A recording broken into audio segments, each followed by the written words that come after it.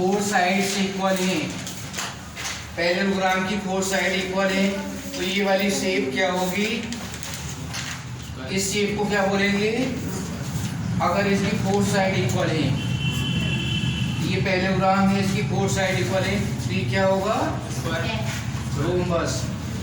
Rhombus होगा। Square का तो ईच एंगल 90 का होता है ना, यहाँ पर 90 का नहीं है, लेकिन फोर साइड इक्वल है तो ये रोम्बस हो गया। तो इसका बेस रोम्बस है। ऐसा कोई डिब्बा है, ऐसा तिरछा टेढ़ा डिब्बा, अगर इस तरह से बनाए तो वो तो हो जाएगा, क्यूबॉइड हो जाएगा, ये क्यूब होगा, लेकिन ये थोड़ा तिरछा। ऐसा डिब्बा देखा है, ऐसे आते हैं तिरछे डिब्बे आते हैं, तो वो है। इसका हमको निकालना है वॉल्यूम, वॉल्यूम निकाला है, और लेटरल सरफेस एरिया और टोटल सरफेस एरिया, जो मैंने कल बताया था, वॉल्यूम और लेटरल सरफेस एरिया और टोटल सरफेस एरिया, इसका निकालना है। तो सबसे पहले हमें x निकालना पड़ेगा। डायगोनल जो होते हैं, प्रॉपर्टी ये होती है रोम्बस की, डायगोनल एक दूसरे को 90 डिग्री पर बाइसेक्ट करती, 90 डिग्री पे बाइसेक्ट करती। तो ये हमने देखा x upon 2x minus 3 equal to x plus 1 2x minus 2, बिल्कुल कल वाले की तरह ही क्रॉस मल्टीप्लिकेशन करेंगे। x 2x minus 2 equal to x plus 1 2x minus 3 multiply 2x square minus 2x square minus x minus 3x plus 2x minus 3, 2x square से 2x square cut गया, ये यहाँ पर minus 2x equal to minus 2x minus इधर minus का 5x, इसका multiplication किया था 2x माइनस का x का मल्टीप्लाई किया 2x स्क्वायर माइनस 3x। तो ये यहाँ पर माइनस का x बचा, जब माइनस का x इधर आएगा प्लस हो जाएगा, ये equal to 3 equal to minus 3 minus x equal to minus 3 x equal to 3। अब इसकी साइड आ गई 3, बातें नहीं करण,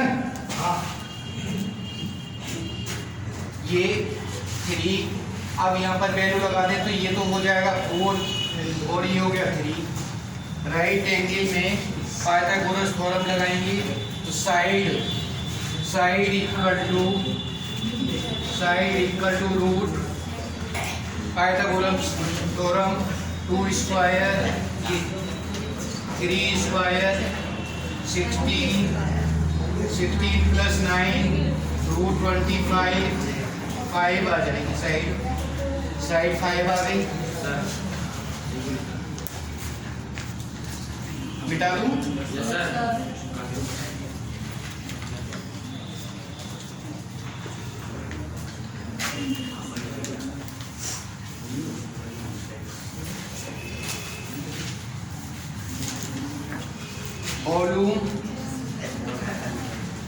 Volume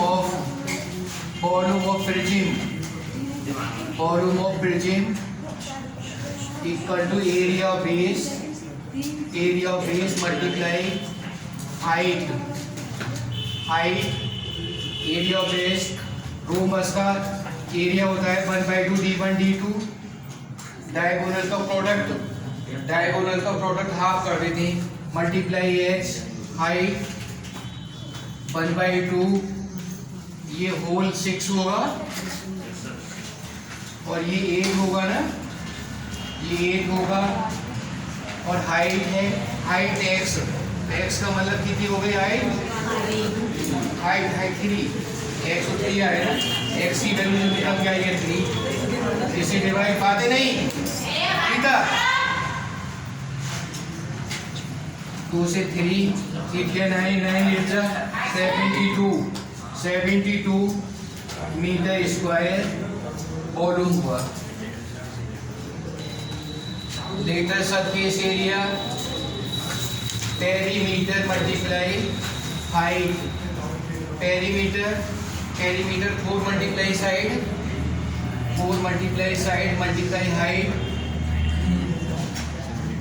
h 4 multiply 5 multiply 3, 4 5 20 60 metre square. Lateral surface area, total surface area equal two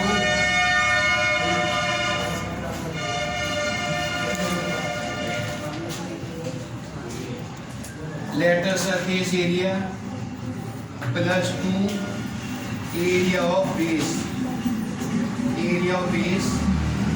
equal to lateral surface area 60 plus 2 multiply area of base हमने निकाला था 24 60 plus 48 equal to 108 metre square total surface area. तो ये सभी उतार लो,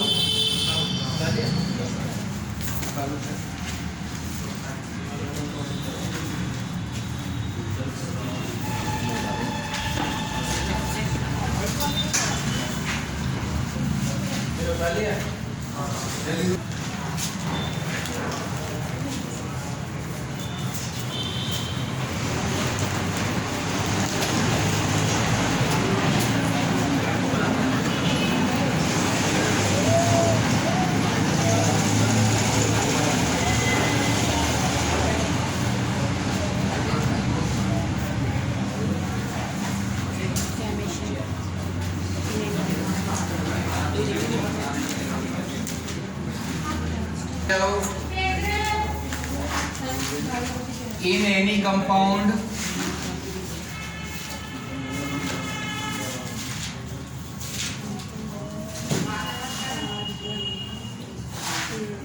carbon is 40%, hydrogen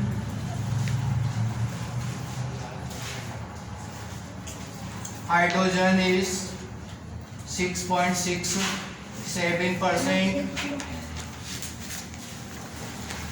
and oxygen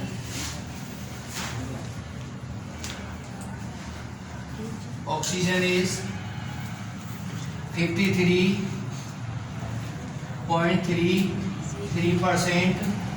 Find the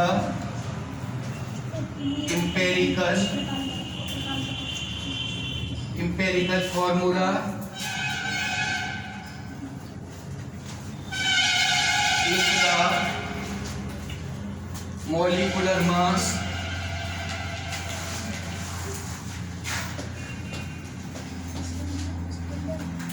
is 30, find the molecular formula.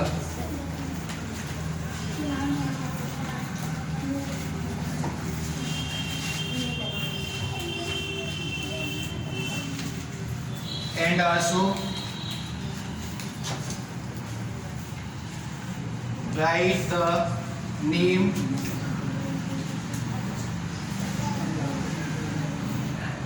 of compound, draw its structure, write functional group, write all functional groups.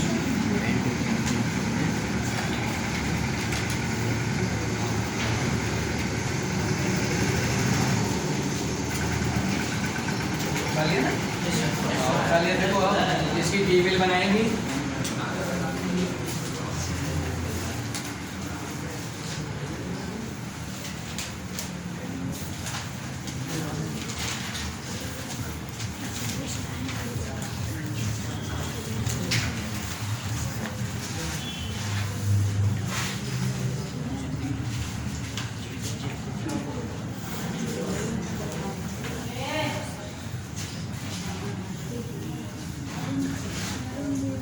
Element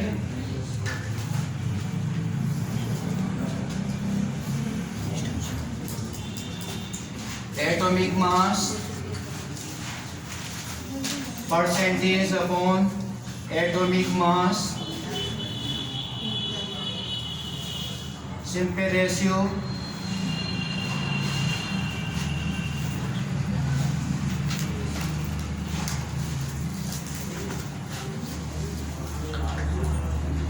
carbon hydrogen oxygen Karan खड़ा हो जा। Carbon का atomic mass carbon 6 atomic mass 12 yes 12 hydrogen 1 oxygen 16 carbon का percent कितना है 40 upon 12 6.67 upon 1 oxygen 53.33 upon 16 divide किया 3.33 ये 6.67 और ये 3.33 आ रहा है। तो सबसे छोटा 3.33 है ना। इनमें जो सबसे छोटा हो ध्यान से समझ लो, जिनमें छोटा हो उसे डिवाइड कर दो। ये सबसे छोटा है 3.33 अपॉन 3.33 1 ये 1 आ गया 6.6 अपॉन 3.33 7 की बात है वो तो आ गया 2 आ गया इसका 2 आ गया और यहाँ पर ये 3.33 अपॉन 3.33 ये बना गया। एम्पिरिकल फॉर्मूला होगा CH2 empirical formula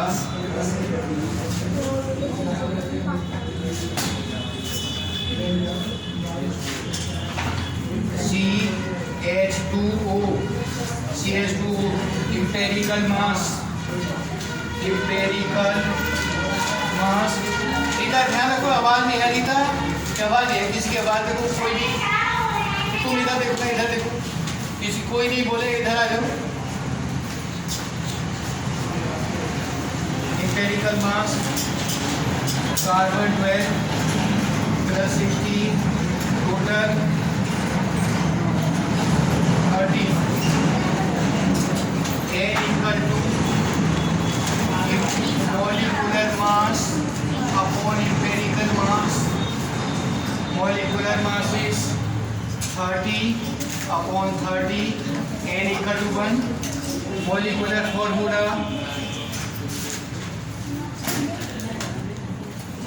formula equal to N empirical formula N 1 है और ये CH2O ये हो जाएगा। इसका फॉर्मूला होगा HCHO। इसमें CHO ग्रुप आ रहा है देखो CHO ग्रुप आ रहा है अपनी बुक में देखना जिसमें CHO ग्रुप आ रहा है वो एल्डिहाइड होता है। कल मैंने एल्कोहल बताया था एल्डिहाइड जिसमें फंक्शनल ग्रुप आ गया CHO वो एल्डिहाइड होता है। इसका नाम होगा मेथनल एथनल प्रोपनल ब्यूटनल पेंटनल हेक्सनल हेप्टनल ऑक्टनल नॉन-नल डेकनल। नल में और नॉल में बहुत अंतर है। नल में नॉल में OH आता है मैंने बताया था नल है तो वहाँ CHO है। इस चीज का विशेष ध्यान रखना है। फंक्शनल ग्रुप देखो बुक में लिखोगे पूरी कहानी होगी तुम्हारी समझ में आए नहीं आए लेकिन मैं बहुत सिंपल तरह से समझा रहा हूँ। ये वाला CHO ग्रुप है एल्डिहाइड है एल्डिहाइड और इसका नाम पुराना नाम है ना पुराना नाम इसका फॉर्मेल्डिहाइड है। इंडिया में इसे बोलेंगे फॉर्मेल्डिहाइड लेकिन पूरे वर्ल्ड में IUPAC नेम है ना वो पूरी दुनिया में जो जानते हैं इसे वो मेथनल एथनल, ये IUPAC नेम होते हैं जो पूरी दुनिया में नाम से जाना जाता है। ये फॉर्मेल्डिहाइड का तुमने सुना होगा, इजिप्ट में मम्मी होते थे। मम्मी जानते हो क्या होता?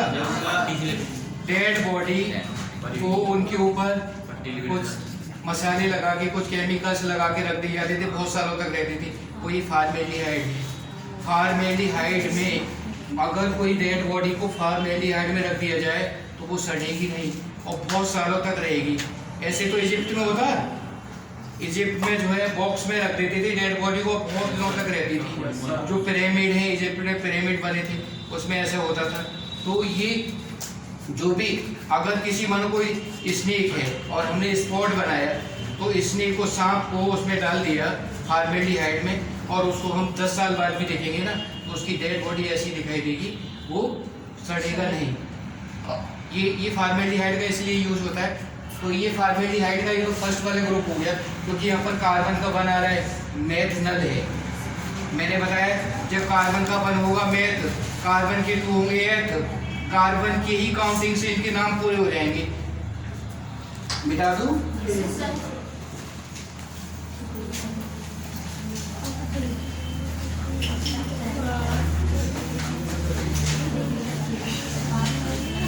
अब इसका हमने स्ट्रक्चर बनाया, मेथनल का स्ट्रक्चर बनाया। मेथनल का हम स्ट्रक्चर बना रहे हैं, कार्बन, और ये कार्बन का यहाँ पर हो गया H, ये डबल बॉन्ड O के साथ में हमेशा आता है, और H आएगा, CHO हो गया ना ये वाला, ये H। तो मेथनल पुराना नाम फॉर्मेल्डिहाइड, ऐसी स्ट्रक्चर होगी। दूसरी वाले में जो आएगा CH3 CHO, ये हो गया एथनल, ये एथनल रमा, एथनल ही क्यों हुआ? एथनल इसलिए क्यों हुआ एथनल? कार्बन 2 एटम्स हो गए, कार्बन के 2 एटम्स हो गए, एथनल हो गया। और CHO ग्रुप, ये वाला ग्रुप होना चाहिए। स्ट्रक्चर हो गई इसकी C और OH, ये स्ट्रक्चर फॉर्मूला हो गया, और इसका जनरल फॉर्मूला हो गया CH3CHO। प्रोपनल,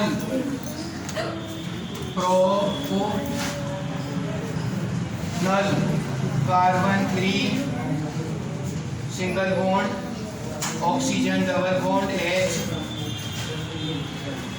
पीछे आवाज आ रही है, दीपक क्यों आवाज आ रही है? देखो, ध्यान रखो।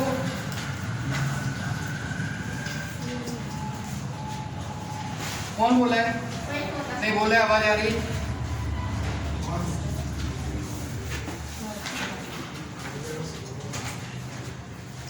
CH3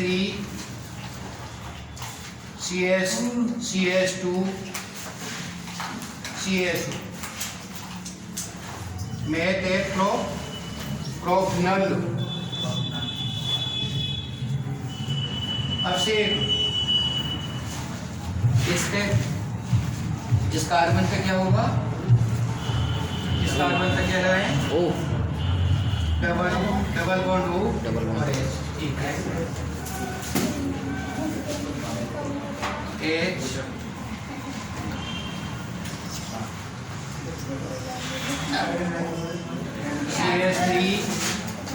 CH3 single bond CH2 single bond CH2 CHO, meth है ब्यूटनल। समझ में आ गया ब्यूटनल?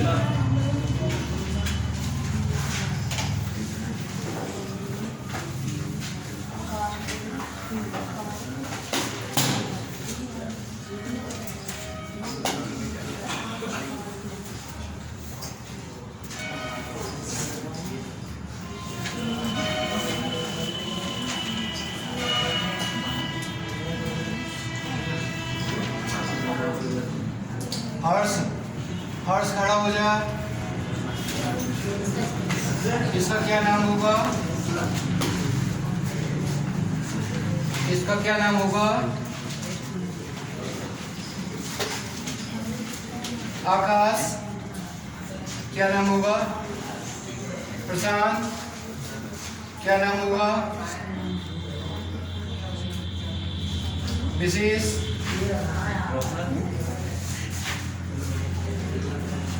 अभिषेक, पेंटनल, पेंटनल, यस पेंटनल, पेंटनल, पेंटनल, ये पेंटनल हो गया।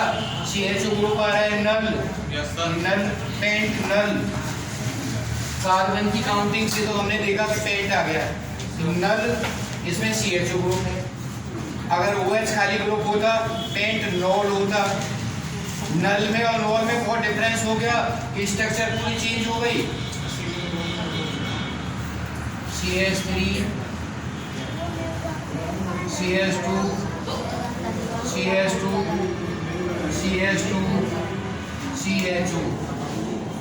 जनरल फॉर्मूला, जनरल स्ट्रक्चर समझ में आ रहा है? जनरल स्ट्रक्चर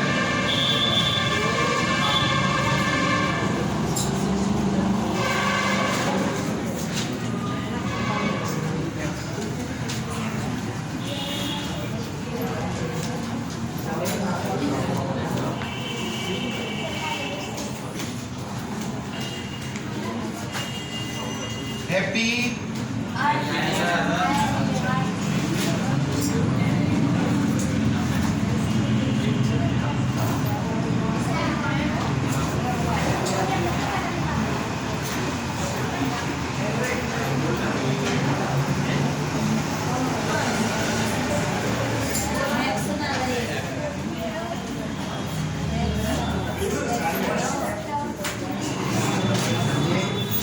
हेक्सनल, हेक्सनल होगा ये, हेक्सनल, हेप्टनल, ऑक्टनल, डेकनल, ये करना है, वो मत भी करना है। क्या है? जिसमें कार्बन की काउंटिंग से अब जो है तुम्हारा एल्कीन हो गया, methene, ethene, propane, butane, pentane, hexane बताया था।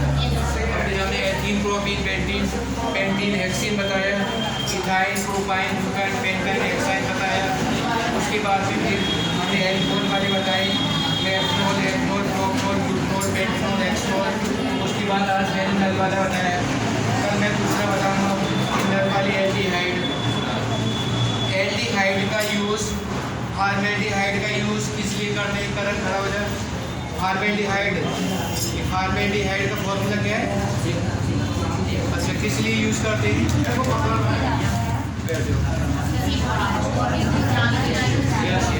हाँ, जो इसको जो है ये फॉर्मेल्डिहाइड के अंदर कोई भी डेड बॉडी है वो खराब नहीं होगी। आप देखो, ध्यान से समझ लो। अभी सभी ध्यान से देखो इधर।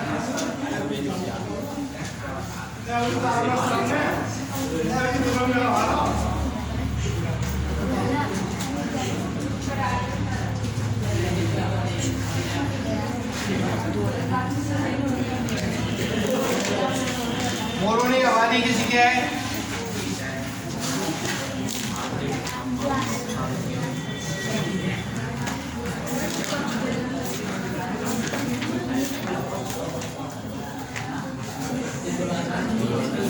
ये डायग्राम किसका है? हाँ, स्क्रू, ये पेचकस है, स्क्रू ड्राइवर, स्क्रू ड्राइवर पेचकस है। देखो पेचकस है। अब पेचकस से हम पेच खोल रहे हैं तो हम इसका यूज कर रहे हैं व्हील एंड एक्सल की तरह से। सिंपल मशीन है ना, सिंपल मशीन में अगर हमने पेच खोला तो हमने इसका यूज किया व्हील एंड एक्सल, ठीक है। पेचकस का यूज देखो।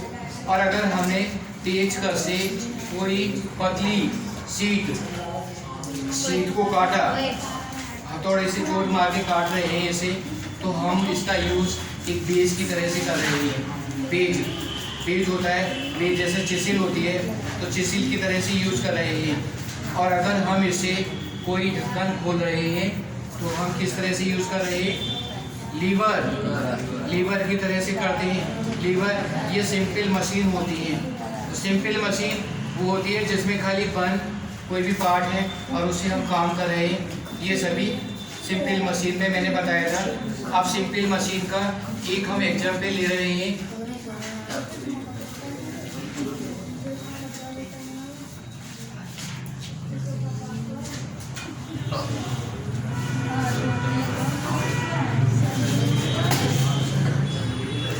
ये सिंपल मशीन होती है, क्या है ये बताओ?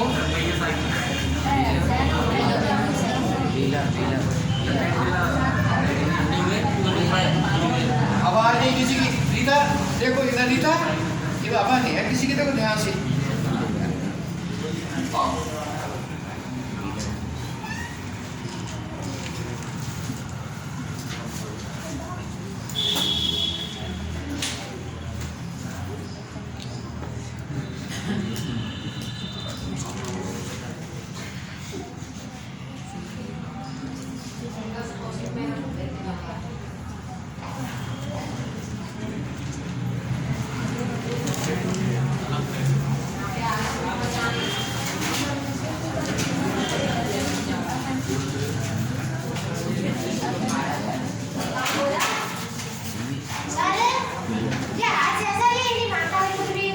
पथवीज है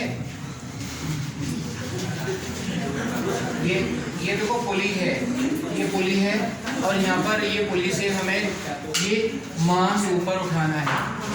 ये यहाँ पर मांस लटका हुआ है, ये पुली है। ये तो जब यहाँ पर मांस होगा तो ये ऊपर जाएगी, तो इससे थोड़ा सा भी फोर्स लगा करके हम इसे उठा सकते हैं। ये पुली का यूज़ करते हैं। पुली का यूज़ नहीं तो अगर हम इसे एक पुली लगाई है, सिंगल पुली लगाई है, उस कंडीशन में तो क्या होगा कि वहाँ पर जितना फोर्स है उतना ही फोर्स यहाँ लगाना पड़ेगा। डायरेक्शन चेंज हो जाती है पुली से, नीचे से उठाना है और हम फोर्स इधर लगाएं तो भी उठा सकते हैं।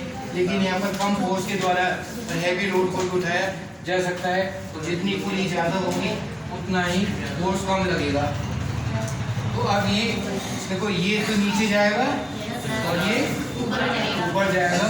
इसका मास है M1 है 50 kg और G की वैल्यू हम लेते हैं 10। ध्यान से संभालो, उसी कल मैंने जैसे बताया था उस दिन हमने ये M2 है, M2 ऊपर जाएगा। तो इसका ये हुआ, यहाँ पर एक्सीलरेशन 2a होगा और यहाँ एक्सीलरेशन a होगा। एक्सीलरेशन त्वरण होता है, त्वरण हिंदी की बुक में त्वरण, acceleration rate of change of velocity is called acceleration. ये एक्सीलरेशन यहाँ पर डबल होगा क्योंकि ये ज़्यादा खींचेगी रस्सी और ये कम खींचेगी, इसलिए डबल हुआ। अब ये हमने देखा यहाँ पर M1G minus T equal to M1 2a, acceleration या 2a है। M1 की value mass 50 multiply 10 minus T equal to M1 50 multiply 2a 500 minus T equal to 50 two 100 ये फर्स्ट इक्वेशन बन गया। सेकेंड वाले में देखा, यहाँ पर जो होगा T minus M2a equal to M2G equal to M2a, T minus M225 multiply 10 equal to M2 mass 25 है, T माइनस 250 इक्वल टू 25 है। ये सेकंड इक्वेशन हो गई। अब देखो सेकंड वाली इक्वेशन ये और फर्स्ट वाली है 500 माइनस T इक्वल टू 100 ये फर्स्ट वाली। तो प्लस माइनस का T, ये प्लस ये माइनस कट गया, सब्ट्रैक्ट किया 250 इक्वल टू 125 ए आएगा, ए इक्वल टू 250 अपॉन 125 2 मीटर पर सेकेंड स्क्वायर। देखो एक्सेलरेशन की यूनिट है मीटर पर सेकेंड स्क्वायर, ये भी क्वेश्चन आ जाता है कि एक्सीलरेशन की यूनिट क्या है, मीटर पर सेकेंड स्क्वायर। जहाँ भी एक्सीलरेशन निकालेंगे मीटर पर सेकेंड स्क्वायर ये लिखेंगे। अब हमने एक्सीलरेशन निकाल लिया। अब देखा कि इसमें टेंशन कितना है, इस रस्सी के अंदर कितना टेंशन है, कितना ये बियर कर सकती है फोर्स को। तो अब T इक्वल टू फर्स्ट वाला इक्वेशन कोई सा भी हम देख लें। यहाँ पर फर्स्ट इक्वेशन ये है 500 minus T equal to 100 A 500 minus T equal to 100 multiply two तो 500 minus 200 equal to T 300 newton tension in the रूप। रस्सी के अंदर 300 न्यूटन का टेंशन होगा। और मानो ये रस्सी है ना, ये रस्सी अगर 100 न्यूटन का ही फोर्स बियर कर सकती है तो ये रस्सी टूट जाएगी। उतार लो, सबने उतार लिया ना? उतार लो तो जल्दी उतार लो, इधर से बिठा दो।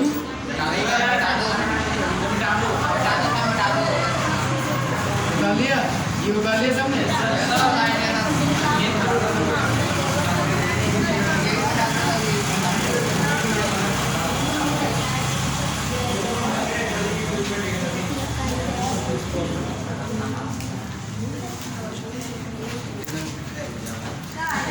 अगर ये कोई भी एक रस्सी बंधी है और ये बंदर ऊपर चढ़ रहा है, इस पर बंदर ऊपर चढ़ रहा है, तो टेंशन बढ़ेगा या कम होगा? बढ़ेगा ना। ये अगर ये बंदर ऊपर जा रहा है, देखो ध्यान से समझो, ये रस्सी पर अगर रस्सी पर बंदर ऊपर जा रहा है तो टेंशन बढ़ेगा, और अगर तेजी से जाएगा तो और ज़्यादा टेंशन होगा और रस्सी टूट सकती है। अगर वो वीक होगी तो रस्सी टूट जाएगी। लेकिन यहाँ पर मैंने उल्टा केस ही लिया कि ये बंदर है और ये ऊपर से नीचे उतर रहा है, तो क्या टेंशन बढ़ेगा या घटेगा? घटेगा। जब ऊपर से नीचे जाएगा ना तो यहाँ पर टेंशन कम होगा, एक्सेलरेशन डिक्रीज होगा। इसलिए ऊपर से नीचे बंदर रस्सी पर आ रहा है तो रस्सी टूटेगी नहीं, लेकिन जब नीचे से ऊपर तेजी से जाएगा तो रस्सी टूट सकती है, टेंशन ज़्यादा होगा। उसी पर हमने न्यूमेरिकल को निकाला। देखो ध्यान